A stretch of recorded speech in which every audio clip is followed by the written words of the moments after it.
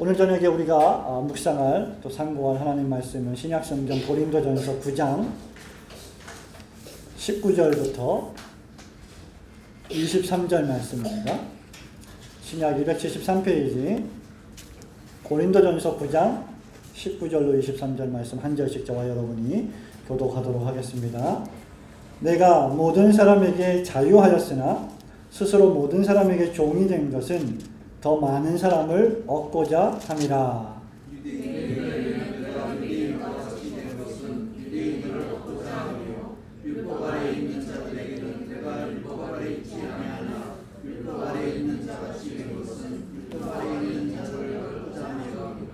율법 없는 자에게는 내가 하나님께는 율법 없는 자가 아니요 도리어 그리스도의 율법 아래에 있는 자나 율법 없는 자와 같이 된 것은 율법 없는 자들을 얻고자 함이라.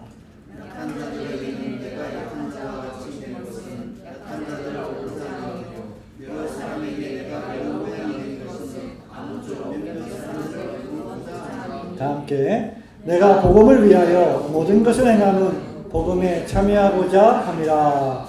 아멘. 오늘날 우리는 어떤 의미에서 보면 융통성이 전혀 없는 시대를 살아가고 있다라고 생각이 됩니다. 오늘날 우리는 융통성이 전혀 발휘가 안 되는 그런 문화 속에서 살고 있다고 할 수 있습니다. 오로지 강한 자만이 살아남고 강한 자가 발휘할 수 있는 융통성은 전혀 시행되지 않고 있는 그런 시대, 약육 강식의 시대, 가배횡포의 시대를 우리가 요즘 살아가고 있음을 언론 매체를 통하여서 또 우리의 삶의 현장을 통하여서 우리는 경험하고 있습니다. 우리 사회가 그렇게 약육강식의 사회 또는 가배횡포의 시대를 살아가고 있는 그 큰 이유 가운데 하나는 상대방의 상황이나 입장을 전혀 생각하지 않고 고려하지 않고 오직 자기 자신만 생각하는 그러한 시대를 살아가고 있기 때문이 아닐까 생각이 듭니다. 상대방의 입장에서 생각하라. 이 말은 아주 유명한 말이죠. 아주 재미있는 말이고 이 상대방의 입장에서 생각하라는 유명한 고사성어가 있음을 여러분이 잘 아실 겁니다. 그것이 바로 역지사지라고 하는 고사성어입니다. 이 역지사지라고 하는 단어는 이 단어가 이 뜻이 유래된 배경에는 아마 여러분 잘 알고 있는 대로 맹자의 이루편에 나오고 있는데 그 맹자가 쓴 이루편이라고 하는 그 상권에 보면 역지즉 개연이라고 하는 단어가 있습니다. 이 역지즉 개연에서 나온 단어가 바로 역지사지라고 할 수 있죠.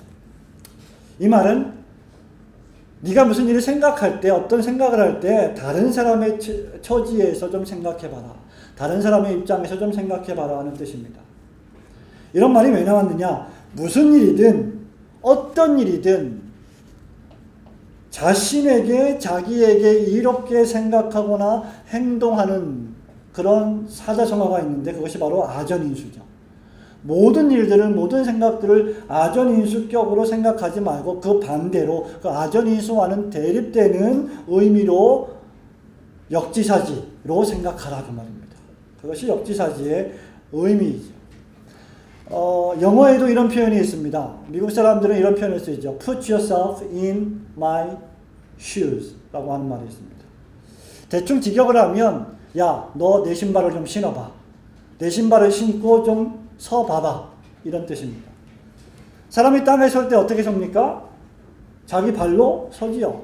신발을 신고 자기 발로 섭니다. Put yourself in my shoes 라고 하는 말은 나의 신을 신고 나의 신발을 신고 네가 땅에 좀 서봐라. 다시 말하면 내 입장이 되어서 좀 생각해봐라 하는 말입니다. 모두가 다 이렇게 역지사지로 다른 사람의 신발을 신고 다른 사람의 입장에서 사물과 사건을 바라보고 생각하고 행동한다면 아마 우리 시대에 많은 그릇된 일들이 해결될 것이라고 생각을 합니다. 여기 성경에서 어떤 의미에서 보면 역지사지를 가장 잘 수행한 사람이 있다고 하면 아마 사도 바울일 것입니다. 바울은 대단한 사람이었음에도 불구하고 그가 더욱 대단한 사람이 될 수 있었던 것은 바로 그가 복음을 전함에 있어서 융통성의 대가였기 때문입니다. 그는 대단한 실력이 있고 대단한 신분이 있고 대단한 지위에 있었던 사람임에도 불구하고 그 신분과 지위와 권력을 다 모든 사람에게 사용하지 않고 때로는 그 모든 것들을 포기하면서까지 융통성을 발휘했던 인물이었습니다. 바울이 대단한 선교사가 될 수 있었던 것은 이렇게 불변하는, 결코 변할 수 없는, 결코 융통적으로 변하게 만들 수 없는 복음의 진리의 말씀을 세상의 여러 가지 상황에 맞추어서 설교하고 선포했기 때문일 것입니다. 19절 말씀을 보십시오. 바울은 뭐라고 말합니까? 내가 모든 사람에게 자유하였으나, 다시 말하면 나를 속박할 인사가, 나에게 강요할 인물이 아무도 없었음에도 불구하고 그는 모든 사람에게 뭐가 되었다고 했습니까? 노예가 되었다, 종이 되었다라고 말했습니다. 또 22절 말씀을 보십시오. 22절에는 아주 유명한 표현이 나오는데, 아주 멋진 표현이 나오는데, 내가 여러 사람에게 여러 모양이 되었다 라고 했습니다. 바울은 그가 만나는 모든 사람에게 그들과 같이 되었다는 말입니다. 여기 여러 사람에게 여러 모양이라고 하는 이 말은 실상 정확히 번역을 하자면 모든 사람에게 모든 모양이라는 뜻입니다. 그가 만나는 모든 사람에게 그들과 같은 입장에 서서 그들과 같은 사람이 되어서 그리스도와 그분의 십자가에 못 박히심을 설교했다는 것입니다. 그 결과가 무엇입니까?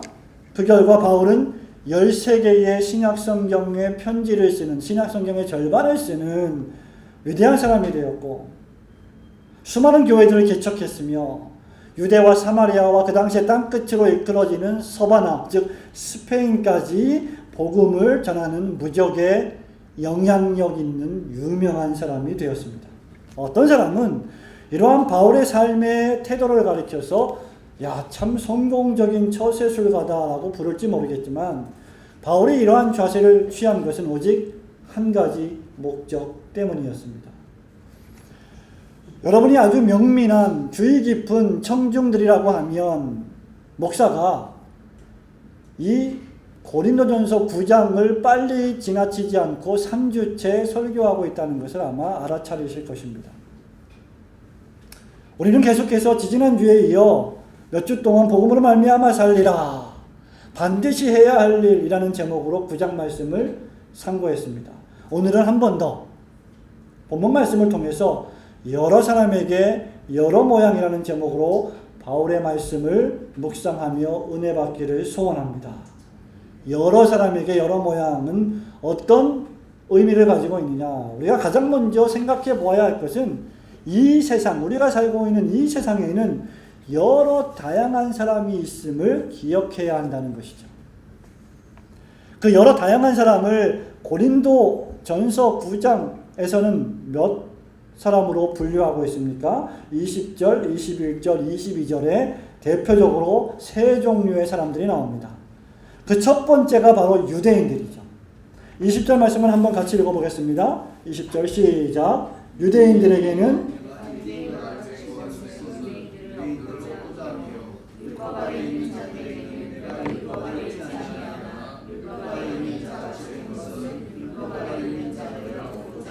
아멘. 첫 번째 대표적인 인물이 그 당시의 원독자들이었던 그 당시의 유대인들입니다. 이 유대인들은 어떤 사람들이냐? 유대인들은 20절 말씀에 보면 유대인들 이꼴 율법 아래 있는 자들이라고 20절에서 바울이 표현하고 있습니다. 유대인들 하면 율법 아래 있는 자들, 율법을 가지고 있는 자들이라는 말입니다. 여러분이 로마교회에 보낸 편지, 바울이 로마교회에 보낸 편지에 보면 2장 17절 18절에 이런 말씀이 있습니다. 유대인이라 칭하는 내가 율법을 의지하며 하나님을 자랑하며 율법의 교훈을 받아 하나님의 뜻을 알고 지극히 선한 것을 좋게 여기며 라는 말씀이죠. 로마서 3장 1절과 2절에 보면 그런즉 유대인의 나음이 무엇이며 할례의 유익이 무엇이뇨 범사에 많으니 첫째는 저희가 하나님의 말씀을 맡았음이니라 고 했습니다.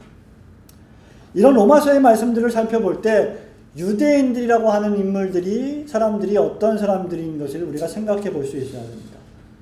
여러분 유대인들 하면 딱 떠오르는 것이 무엇입니까? 우선 20절 말씀에 보면 그들은 율법 아래에 있는 자들이죠. 하나님의 말씀인 율법, 계명들을 갖고 있었던 사람들입니다. 근데 그거 빼고 유대인들 하면 딱 떠오르는 것이 바로 선민의식이죠.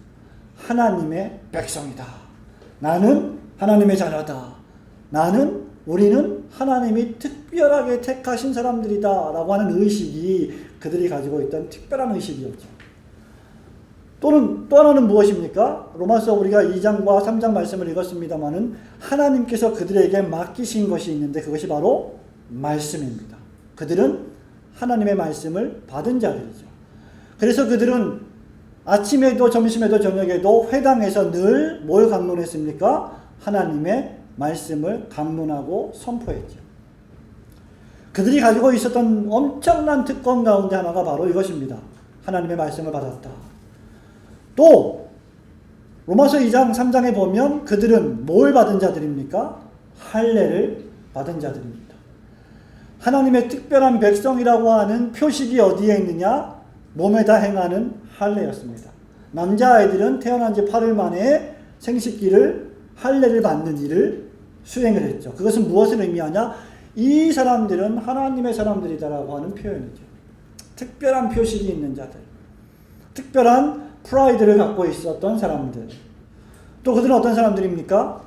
구약적으로 얘기하자면 제사장, 제사를 집례하던 사람들이었습니다. 결코 제사를 통하지 않고서는 구원이 올 수 없는 엄청난 직분을 받은 사람들, 유대인들입니다. 다섯 번째로 생각해 볼 수 있는 게 계명을 지키는 자들이라고 할 수 있겠죠. 하나님의 말씀인 율법을 지키고 수행하는 자들.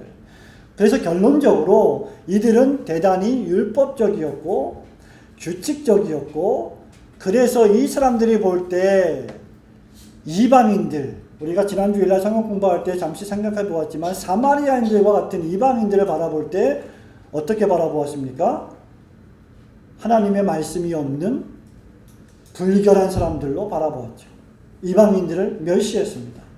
융통성이 없는 종교적 열심으로 가득 찬 자들로 치부되기 쉬운 자들이 바로 그런 의미에서 유대인들이었습니다.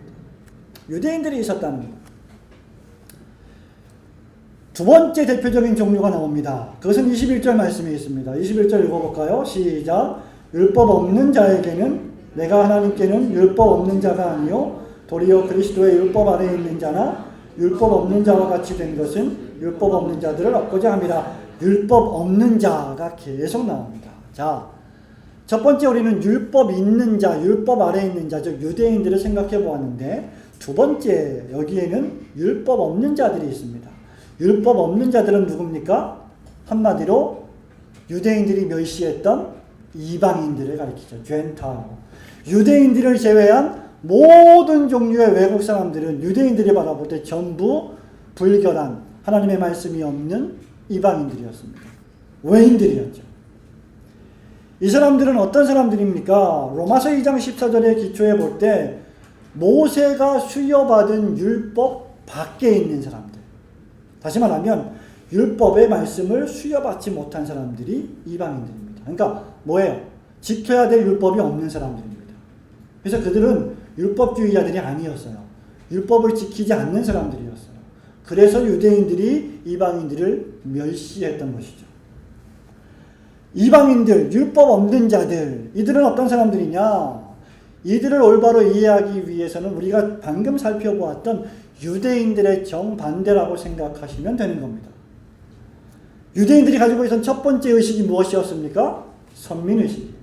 하나님의 자녀다. 하나님의 백성이다. 그러나 이방인들에게는 하나님의 백성이라고 하는 선민의식 개념이 전혀 없었습니다. 두 번째는 무엇입니까? 하나님의 말씀을 받지 못했습니다. 모세가 율법의 말씀, 십계명의 말씀을 받았는데 이방인들은 십계명의 말씀을 받지 못했던 것이죠. 세 번째, 그들에게 뭐가 없었습니까? 뭐가 없었어요? 할례가 없었습니다. 할례라는 것은 무엇을 의미했다고 했습니까? 하나님의 백성의 표식이 몸에 있는 것을 뜻하죠. 그래서 구약시대에 볼 때는 이방인들을 가리켜서 보통 뭐라고 표현합니까? 이 할례 받지 못한 부정한 사람들이라고 유대인들이, 이스라엘 백성들이 이방인들을 가리켜서 그렇게 멸시했던 것이죠. 그들에게 또 무엇이 없었습니까? 제사가 없었습니다. 그들은 제사를 지내지 않았습니다. 그들에게 또 뭐가 없었습니까? 계명의 말씀이 없었습니다. 결론적으로 볼 때 이들은 유대인들과 항상 대립각을 세웠고 유대인들을 율법주의자라고 비난했습니다. 동시에 그들은 자유를 지나치게 강조한 나머지 방종주의로 흐를 가능성이 많은 사람들이었습니다. 사도 바울이 로마 교회에 편지할 때 유대인들과 이방인들과 유대인들이 혼재해 있던 그 로마 교회에 유대인도 아니요 이방인도 아니요 둘 다가 죄인이라고 하는 모든 사람이 범죄하였다고 하는 편지를 쓴 이유가 바로 여기에 있는 것입니다. 세 번째 대표적인 부류가 누구입니까? 22절 말씀입니다. 22절에 보면 약한 자들에게는 내가 약한 자와 같이 된 것은 이라고 했습니다. 약한 자들이라고 하는 단어가 무려 3번이나 반복되어 있죠. 여기 약한 자들은 누구일까요? 약하다라고 할 때는 허약한 사람들, 힘이 없는 사람들, 쓰러지기 쉬운 사람들을 가리킵니다. 혹시 기억나십니까? 몇 주 전에 우리는 이미 약한 자들이 누구인지를 공부했습니다. 그것은 바로 로마서 8장에 기록된 양심이 약한 자들이었습니다. 고린도전서 8장 9절과 10절의 기초에 보면 이 사람들은 약한 양심의 소유자입니다. 즉 신앙이 강한 사람이 우상에게 바쳐진 제사 음식을 먹는 것을 보고 시험에 빠져서 믿음이 약하여지는 사람들, 그러한 사람들을 가리켜서 바울은 양심이 약한 자들이다 라고 말하고 있죠. 이러한 사람들은 어떤 사람들이냐? 복음의 진리의 지식을 깊이 체험하지 못하는 사람들입니다. 복음의 깊은 진리를 올바로 가지지 못한 사람들입니다. 뿌리가 깊지 못한 사람들이죠.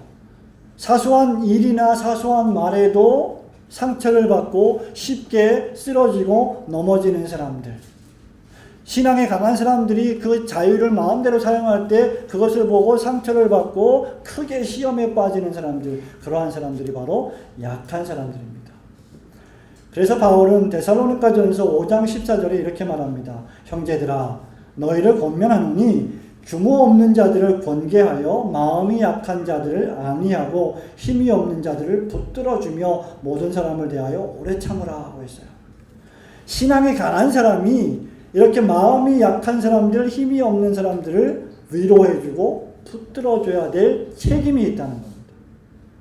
힘이 강한 사람, 믿음이 강한 사람이 자기 마음대로 믿음의 자유를 막 사용해서 신앙 양심이 약한 자들을 쓰러뜨리고 상처를 입힐 것이 아니라 자기의 힘, 자기의 자유를 조금 절제하고 포기하면서까지라도 그들을 붙잡아 주라고 말씀하고 있는 것이죠.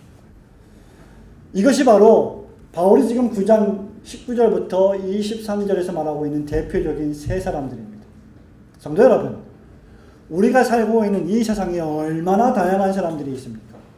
심지어 우리 교회 안에서 예수 그리스도를 믿고 함께 구원받고 함께 예수를 믿어 함께 신앙생활을 해나가는 사람들도 얼마나 다양한 사람들이 있습니까? 오늘 예배드리러 나온 우리 모든 성도들 가운데 똑같은 사람은 한 명도 없습니다. 배경이 다릅니다. 출신이 다릅니다. 학력이 다릅니다. 여러 가지 생각하는 것이 다 다릅니다. 성격이 다릅니다. 모든 것이 달라요. 이것이 우리가 받아야 될 첫 번째 교훈입니다. 다양성을 우리는 인정할 줄 알아야 한다는 것이죠. 교회 안에 다양한 사람, 여러 사람이 있다는 것을 우리는 인정해야 됩니다. 교회가 이것을 인정하지 못할 경우에 그 교회는 대단히 위험한 교회가 될 수 있습니다. 다양한 사람들이 모인, 그래서 문제가 발생할 수밖에 없는 것이 바로 오해라고 하는 사실을 우리는 먼저 생각해 볼 줄 알아야 합니다. 고린도 교회에도 역시 유대인들이 있었습니다. 이방인들이 있었습니다. 믿음이 약한 자가 있었습니다. 믿음이 강한 자가 있었습니다. 1장, 2장, 3장, 4장에 보면 누가 있었습니까? 바울파가 있었습니다. 아볼로파가 있었습니다. 게바파가 있었습니다. 그리스도파가 있었습니다. 다 다양한 사람들이 있었다는 것이죠. 여기에서 우리 그리스도인들과 특별히 전도자들이 취해야 할 중대한 자세가 요구되는 것입니다. 우리가 오늘 밤에 두 번째로 생각해야 될 것은 바로 무엇입니까? 이것입니다. 우리 그리스도인들은 여러 다양한 사람들에게 여러 모양이 될 줄 알아야 한다는 것이죠. 자, 20절 말씀을 다시 한번 보겠습니다. 유대인들에게는 내가 유대인과 같이 된 것은 이라고 했죠. 21절 보세요. 율법 없는 자에게는 도리어 그리스도의 율법 아래 있는 자나 율법 없는 자와 같이 된 것은. 22절 약한 자들에게는 뭐라고 그랬습니까? 내가 약한 자와 같이 된 것은. 22절 그래서 그 결론적으로 뭐라고 말합니까? 22절만 한번 읽어보겠습니다. 큰 소리로 시작.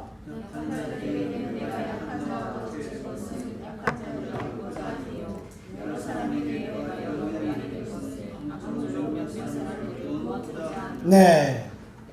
여러 사람에게 여러 모양이 되었다. 아니, 모든 사람에게 나 바울은 모든 사람이 되었다라고 바울이 지금 선언하고 있는 것입니다. 첫 번째 무엇입니까? 내가 유대인과 같이 되었다. 무슨 말입니까? 나는 유대인이다. 유대인들을 향해서 나는 유대인입니다. 나는 히브리인입니다. 나는 이스라엘의 백성입니다. 나는 선민입니다. 나는 율법을 받은 자입니다. 나는 할례를 받은 자입니다. 나는 영적으로 하나님의 사람입니다. 이런 것들을 바울은 그들에게 주장을 했다는 것이죠. 바울은 유대인의 관습을 준수했습니다. 유대인의 정결법에 따라 손을 씻고 음식을 먹었습니다. 구원을 받는 것은 이제 예수 믿는 믿음으로 말미암아 받는 것이기 때문에 율법은 하등의 필요가 없다. 아무 필요가 없다. 왜 손을 씻고 음식을 먹냐? 상관없다라고 자신의 그 복음 진리의 자유를 남용하지 않았다는 것이죠. 바울의 제자에게 일관성 없이 행한 것이 하나 있는데 바로 할례 문제였습니다. 디모데전서와 디모데후서를 디모데에게 썼지요. 그 바울의 제자 디모데가 할례를 받지 않았었습니다. 바울이 디모데를 만나서 이를 제자 삼고 디모데를 데리고 가려고 할 때 그 당시에 유대인들이 그 지역에 살고 있었는데 유대인들을 의식해서 바울은 디모데에게 할례를 행했습니다. 왜냐하면 그 디모데의 어머니는 정통적인 유대인이었습니다. 그죠? 그러나 그 아버지는 누구였습니까? 헬라인이었어요. 이방인이었습니다. 그래서 바울이 디모데를 제자 삼고 데리고 떠나기 전에 그 지역에 있는 누구로 인해서? 유대인들로 인해서 디모데에게 할례를 행했던 것이죠.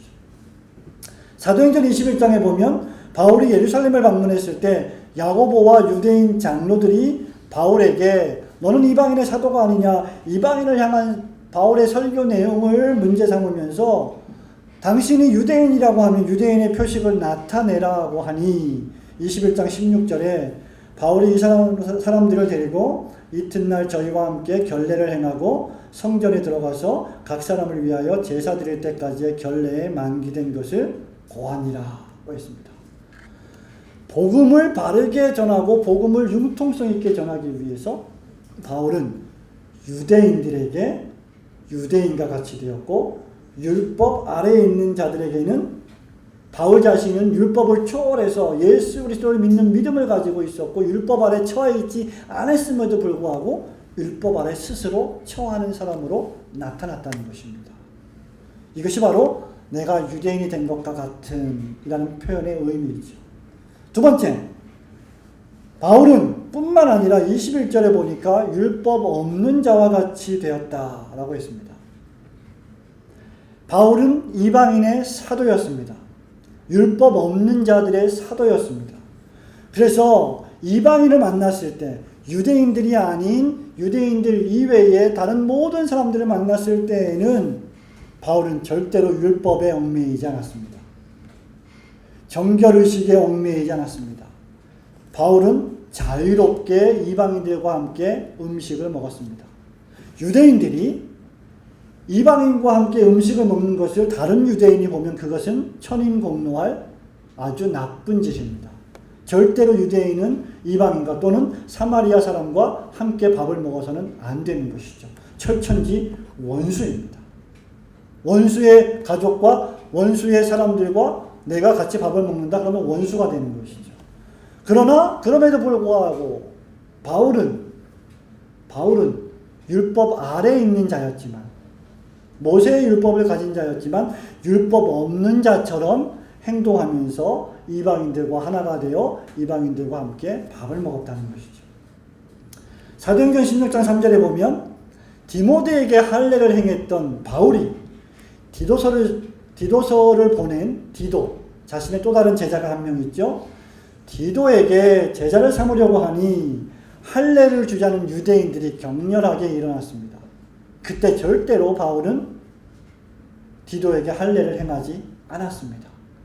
율법 없는 자처럼 행한 것이죠. 갈라디아서 2장 3절에 보면 나와 함께 있는 헬라인 디도라도 억지로 할례를 받게 아니하였나니 이유가 무엇입니까? 디도는 헬라인이었기 때문이죠. 이방인이었습니다. 이방인을 제자 삼는데 유대인들이 추구했던 율법, 유대인들이 요구했던 기준, 즉 할례를 강요하지 않았다는 것입니다. 제자가 되는 길에는 할례가 상관이 없다는 것을 바울은 확실하게 선포한 것이죠. 감히 유대인의 입장에서 볼 때 어떻게 할례 받지도 못한 자가 제자가 될 수 있고 예수의 복음을 증거할 수 있는 말씀을 율법을 선포하고 설교할 수 있는 사람이 될 수 있다는 말입니까? 안 되는 거예요. 그럼에도 불구하고 바울은 그들에게 굴복하지 않았다는 것입니다. 이방인들에게는 신자가 되기 위해서 반드시 율법 조항들을 다 따르고 준수해야 한다고 하는 과도한 제재를 가하지 않았습니다. 빌립보 교회에 머물 때는 바울은 물질적인 지원을 받았습니다. 그러나 다른 교회에 머물 때에는 물질적인 지원을 전혀 받지 않았습니다. 융통성 있는 바울의 모습을 보게 됩니다. 세 번째, 22절에 보면 약한 자와 같이 된 것은, 약한 자들에게는 내가 약한 자와 같이 된 것은 이라고 기록을 하고 있습니다. 아까 말씀드린 바와 같이 약한 자들은 누구라고 했습니까? 신앙 양심이 허약한 사람들, 쉽게 상처받는 사람들, 쉽게 시험에 빠지는 사람들. 두 번째는 신앙 지식이 깊지 못한 사람들. 하나님이 한 분뿐이시기 때문에 우상에게 바쳐진 제물을 먹어도 하등의 문제가 안 된다고 하는 그런 깊이 있는 지식을 모르는 사람들. 그러한 사람들에게는 바울이 그러한 사람처럼 행동했다는 것입니다. 여러분, 이것이 얼마나 놀라운 일인지, 이것이 얼마나 어려운 일인지 우리는 생각할 수 있어야 합니다. 바울이 어떠한 인물이었습니까? 히브리인 중에 히브리인이요, 유대인 중에 유대인이죠. 그 당시 가장 최고의 학문의 지도자였던 가말리엘 학파에서 가말리엘에게 배웠던 최고의 율법학자, 그가 바울입니다. 그는 모든 하나님의 말씀의 지식을 섭렵했던 인물이고 친히 부활하신 예수님을 만났던 인물입니다. 어마어마한 진리의 지식을 가지고 있던 인물이고 그는 심지어 어디까지 갔다 왔어요? 삼층천까지 갔다 왔던 신앙 경험상으로 볼 때도 대단한 인물이었습니다. 그럼에도 불구하고 그는 뭐라고 했습니까? 22절에 내가 약한 자들에게는 약한 자처럼 되었다. 다시 말하면 약한 자들을 만날 때 쉽게 율법적으로 정죄하지 않고 마치 자기가 신앙의 지식이 없는 사람인 것처럼 겸손하게 권면했다는 것이죠. 그들의 약함을 내가 경험했다는 겁니다. 내가 약한 자처럼 내려갔다는 것이죠. 믿음이 강한 자들에게는 아무런 문제가 되지 않는 것이 약한 자들에게는 엄청난 문제가 될 수 있습니다. 뭐 저런 거 가지고 시험에 들어. 아이고, 뭐 저런 일 가지고 뭐 크게 고민을 하고 그래. 아이고, 우리는 이렇게 쉽게 말하지만 그것이 양심이 약한 자들이나 신앙의 지식이 약한 자들에게는 엄청난 큰 문제가 되는 것입니다. 그러할 때 신앙 양심이 강하고 지식이 깊은 사람들은 그것을 쉽게 정죄하는 대신 그들이 그리스도에 대해 더 깊이 알고 더 깊이 이해하고 체험할 때까지 자신의 신앙 지식을 낮추고 자신의 자유함을 포기한 채 그들과 같이 되어서 그들의 입장에서 인내하며 말씀을 가르치고 복음을 전해야 한다는 것입니다. 구원의 진리와 관계없는 것들에 대해서 우리는 목숨을 걸어서는 안 됩니다. 그런 것들에 대해서는 융통성을 발휘할 필요가 있습니다. 예수 그리스도를 믿지 않고 부처를 믿어도 하나님의 나라에 갈 수 있습니다라고 전하는 것에 대해서는 목숨을 걸고 우리는 반대하고 투쟁하고 싸워야 하지만 반드시 세례만 받아야 합니다. 반드시 침례만 받아야 됩니다. 물로 찍어서 세례를 주는 것이 진리입니다. 침수를 시키는 것이 진리입니다라고 말하는 문제에 대해서는 구원의 직접적인 관계가 없기 때문에 융통성을 발휘할 필요가 있다는 것입니다. 감리교인들은 전부, 침례교인들은 전부 지옥에 빠집니까? 그렇지 않다는 것입니다. 여러분, 이 일은 대단히 어려운 일입니다. 왜 어렵냐면 그 유명한 예루살렘 교회의 지도자였던 사도 베드로도 이 일에 실패했기 때문입니다.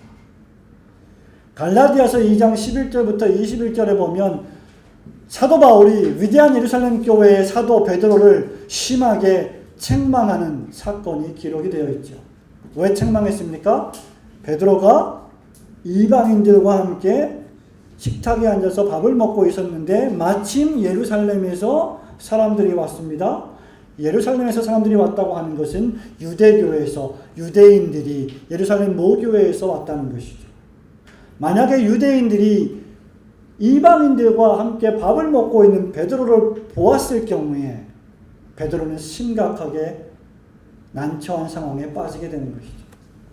왜냐하면 이방인들을 바라보는 유대인들은 개, 돼지만도 못하게 바라보았기 때문입니다. 그런데 그들의 스승이, 그들의 지도자가 이방인들과 밥을 먹는 것을 본다면 그들이 얼마나 엄청난 시험에 빠지겠습니까? 그래서 베드로는 급히 밥을 먹다가 자리를 옮겼지요. 그것이 베드로의 오해식입니다. 베드로는 이방인들과 함께 있으면서 유대인처럼 행동하고 말았던 것입니다. 사랑하는 성도 여러분, 우리는 이것을 배울 수 있어야 합니다. 유대인에게는 유대인에게처럼, 이방인에게는 이방인인 것처럼, 힘이 약한 자들에게는 힘이 없는 자들에게는 힘이 없는 자처럼 우리는 다가갈 수 있어야 한다는 것입니다. 진실로 경건한 자들이 아무 힘이 없는 어린아이에게 다가서는 것이 진정한 그리스도인의 모습입니다. 강한 자들이 아무도 거들떠보지 않는 사회적인 약자들 곁에 다가서서 그들을 돕는 것이 바로 진정한 그리스도인의 자세입니다. 의로운 사람들이 아무도 가까이 하지 않는 불결하고 불의한 사람들과 한자리에 앉아서 그들의 친구가 되어주는 것이 바로 우리가 취해야 할 태도입니다. 너무나 경건해서 가까이 하기에 너무 먼 당신이 되어서는 안 됩니다. 우리 그리스도인들은 너무나 엄격해서 아무도 함께 말을 나누고 싶지 않은 사람이 되어서는 안 됩니다. 더더군다나 너무나 쉬운 사람이어서 아무한테나 이용당하는 사람이 되어서도 안 됩니다. 사도 바울은 이런 의미에서 진실로 융통성을 발휘했던 인물이 아니고 누구입니까? 사도 바울이야말로 신앙의 융통성을 발휘했던 사람입니다. 그 이유가 무엇일까요? 그 이유, 그 목적은 오직 한 가지뿐이었습니다. 22절 마지막에 보면 내가 여러 사람에게 여러 모양이 된 것은 아무쪼록 몇몇 사람들을 구원코자 함이라. 몇몇 사람들을 구원코자 함이라. 영혼을 구원하는 일, 이 하나 때문에 그는 약한 사람에게는 강했음에도 불구하고 약한 자가 되었고, 율법이 없는 이방인들에게는 율법을 가지고 있었음에도 불구하고 없는 사람처럼 자신을 낮추었고, 이 한 가지 목적 때문에 자신의 동족 유대인들을 구원하기 위해서는 율법 있는 자처럼 행동했던 사람이었습니다. 여러분들이 본문 말씀을 유심히 보면 20절, 21절, 22절, 23절에 무려 5번씩이나 얻고자 함이요, 얻고자 함이요, 얻고자 함이요라는 말씀이 반복되어 있음을 알아차릴 수 있을 것입니다. 20절에도 유대인들을 얻고자 함이요, 율법 아래에 있는 자들을 얻고자 함이요, 21절에도 율법 없는 자들을 얻고자 함이라, 22절에도 약한 자들을 얻고자 함이요, 제일 마지막에 결론적으로 몇몇 사람들을 구원코자 함이라고 했습니다.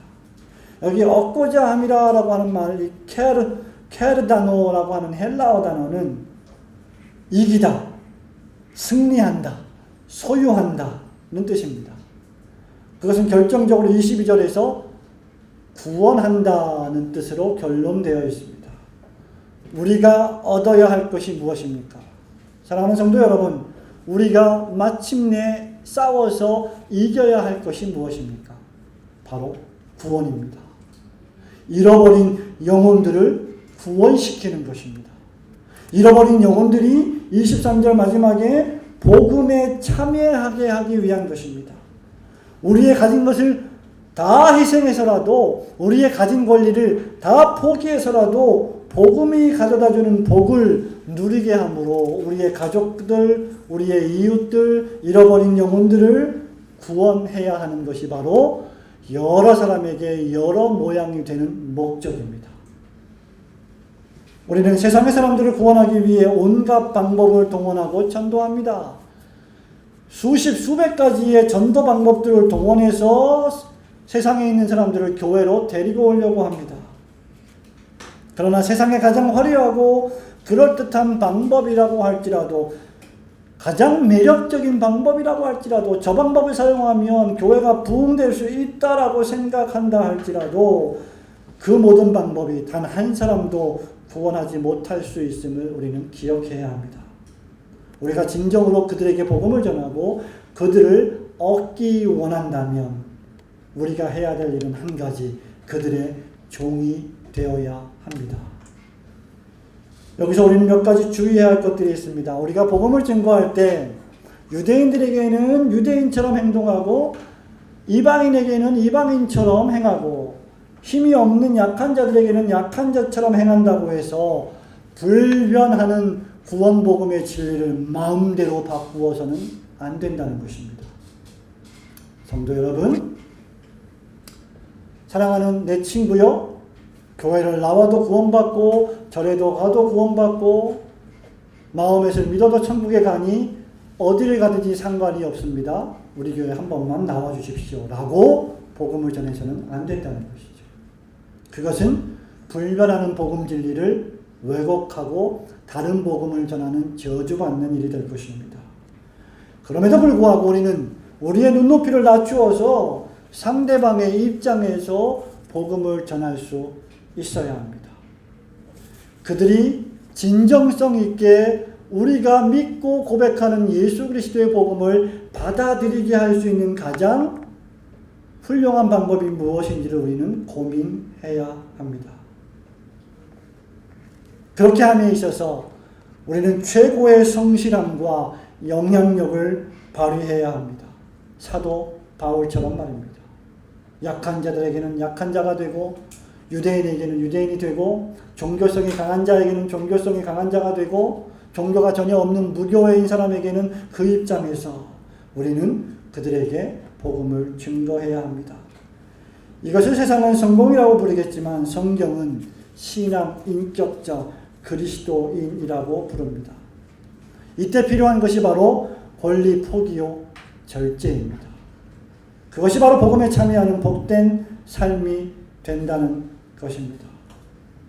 성도 여러분, 여러분들은 고급 레스토랑에 가서 훌륭한 사람들과 또 높은 사람들과 스테이크를 썰면서 고상하게 식사하며 대화할 수 있어야 합니다. 동시에 여러분은 포장마차에 가서 우동과 국수 한 그릇을 먹으면서 세상의 어려운 사람들과 힘든 사람들과도 식사하며 대화할 수 있는 사람이 되어야 합니다. 바울은 복음을 전하면서 나 때문에 몇 명이 개종했는지, 몇 명이 교회에 등록했는지, 몇 명이 출석했는지의 숫자를 세면서 그 숫자를 자랑하며 복음을 전한 적이 없습니다. 그는 진심 어린 마음과 사랑하는 마음으로 그들과 하나가 되어 복음을 전했습니다. 그 결과 모든 성도들이 그리스도를 알아가는 축복에 바울과 함께 참여할 수 있게 되었던 것입니다. 그것이 바로 authenticity, 진정성이라고 하는 것입니다. 그가 자신의 권리를 사용하지 않고 오히려 이렇게 한 것은 말씀드린 바와 같이 몇몇 사람들을 구원코자 함이었습니다.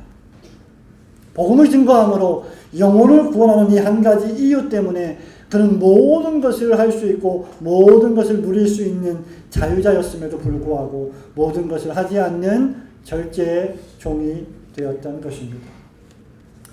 성도 여러분, 말씀을 맺습니다. 지금은 잘 안 부르지만 10년, 20년 전에 우리가 아주 잘 불렀던 유명한 복음성가가 있습니다. 낮엔 해처럼 밤엔 달처럼 그렇게 살 수 없을까? 그 가사의 2절인가요? 3절인가가 어떻게 됩니까?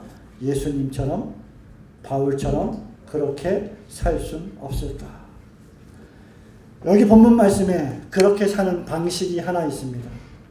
그것이 바로 종의 방식입니다. 예수님은 마가복음 10장 43절과 44절에서 이렇게 말합니다. 너희 중에 누구든지 으뜸이 되고자 하는 자, 너희 중에 누구든지 크고자 하는 자는 너희를 섬기는 자가 될 것이다. 그리고 너희 중에 누구든지 최고가 되고자 하는 자는 모든 사람의 종이 되어야 할 것이다. 사도 바울은 19절에 내가 모든 사람에게 자유하였으나 스스로 모든 사람에게 종이 되었도다 라고 말했습니다. 사랑하는 성도 여러분, 이제 우리 차례입니다. 여러분과 저의 차례입니다. 바로 나의 차례입니다. 우리는 세상에 살면서 으뜸되기를 좋아합니다. 수많은 사람들에게 영향을 미치는 큰 사람이 되기를 우리는 소원합니다. 그러나 진정으로 큰 사람과 높이 되는 사람이 누구인지 아십니까? 그는 도리어 타인을 아끼고 사랑하며 섬기는 사람입니다. 그 사람의 입장에서 생각하며 그 사람의 입장에서 말하고 행동하는 사람입니다. 왜냐하면 그렇게 할 때에 하나님께서 그를 크게 높이실 것이기 때문입니다. 야고보서 4장 10절에 보면 주 앞에서 낮추라. 그리하면 주께서 너희를 높이시리라. 사도 베드로는 베드로전서 5장 6절에서 그러므로 하나님의 능하신 손 아래서 겸손하라. 때가 되면 너희를 높이시리라 라고 약속하셨습니다. 모든 사람에게 여러분을 낮추어서 종의 자세로 그 모든 사람을 섬기며 그들에게 예수 그리스도의 십자가 복음을 전도하고 증거하는 멋진 사람들이 되시기를 그리스도의 이름으로 축원합니다.